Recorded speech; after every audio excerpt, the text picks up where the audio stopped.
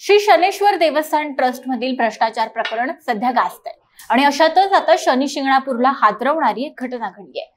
तब्बल 500 कोटींचा भ्रष्टाचार, बनावट ऍपद्वारे भाविकांची फसवणूक, अवाजवी नोकर भरती असे अनेक आरोप आणि त्यांची चौकशी सुरू असतानाच या देवस्थान ट्रस्टचे उपकार्यकारी अधिकारी आणि माजी विश्वस्त नितीन शेट्टे यांनी उचललेलं टोकाचं पाऊल। भ्रष्टाचाराच्या आरोपांच्या पार्श्वभूमीवर नितीन शेट्टे यांनी आपल्या राहत्या घरी गळफास घेत आयुष्य संपवल्यानं राजकीय वर्तुळामध्ये चर्चांना उधाण आलंय। हे संपूर्ण प्रकरण नेमकं काय आहे, या भ्रष्टाचाराच्या आरोपांमध्ये कशाचा समावेश होतोय आणि शेट्टे यांच्या आत्महत्येचं कारण हे भ्रष्टाचाराचे आरोपच आहेत का, या व्हिडिओत सविस्तरपणे जाणून घेऊया। नमस्कार, मी गौरी आणि तुम्ही पाहत आहात प्राइम टाइम महाराष्ट्र। सुरुवातीला एक महत्त्वाची आठवण, तुम्ही जर अजूनही आमचं चॅनल सबस्क्राइब केलं नसेल तर ते जरूर करा। नितीन शेट्टे हे नेवासा तालुक्यातील शनी शिंगणापूर देवस्थानच्या विश्वस्त बॉडीवर होते। मात्र भ्रष्टाचाराच्या आरोपांनंतर शेट्टे यांनी आपल्या विश्वस्त पदाचा राजीनामा देऊन देवस्थानच्या प्रशासकीय सेवेमध्ये ते कार्यरत झाले। आता या आत्महत्येमागचं निश्चित कारण अद्यापही अस्पष्ट असून पोलीस त्याबद्दलचा तपास करतीलच, परंतु काही दिवसांपूर्वी गाजलेल्या भ्रष्टाचार प्रकरणाचा संबंध शेट्टे यांच्या आत्महत्येशी आता थेट लावला जातोय। याला कारण आहेत।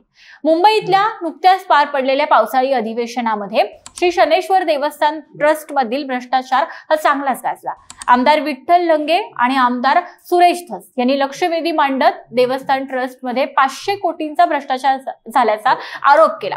यामध्ये 5 बनावट ऍपद्वारे देशभरातल्या लाखो भाविकांची लूट, अवाजवी भरती यासह वेगवेगळ्या मुद्द्यांवर बोलत देवस्थानवर भ्रष्टाचाराचे अत्यंत गंभीर स्वरूपाचे आरोप केले गेले। यानंतर या प्रकरणाची गंभीर दखल घेत मुख्यमंत्री देवेंद्र फडणवीस यांनी फौजदारी कारवाईचे संकेत दिले।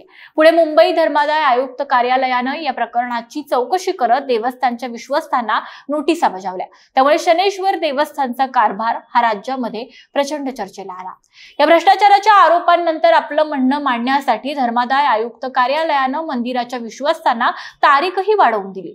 1 ऑगस्ट ही पुढची तारीख ही धर्मादाय कार्यालयाकडून देण्यात आली, परंतु त्याआधीच माजी विश्वस्त आणि उपकार्यकारी अधिकारी नितीन शेट्टे यांनी गळफास घेत आत्महत्या केल्यानं देवस्थानमधील भ्रष्टाचाराचा संबंध आता थेट या प्रकरणाशी जोडला जातोय।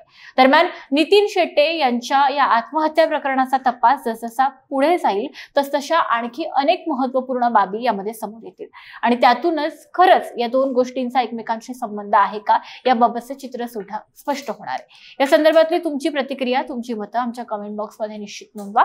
त्याचप्रमाणे व्हिडिओ महत्त्वपूर्ण वाटल्यास लाईक करायला विसरू नका। धन्यवाद।